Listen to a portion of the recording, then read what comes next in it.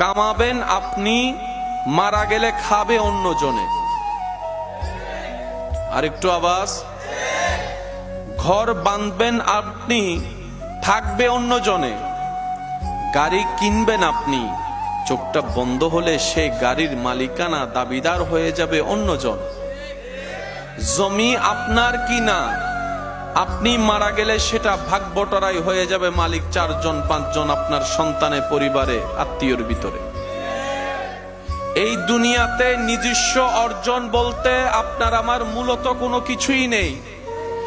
দুনিয়াতে অর্জন হয় আসল আপনার আমার যদি কোনো কিছুই থাকে, তার মধ্যে একটা হচ্ছে ঈমান আর একটা হচ্ছে নেক আমল। সুবহানাল্লাহ।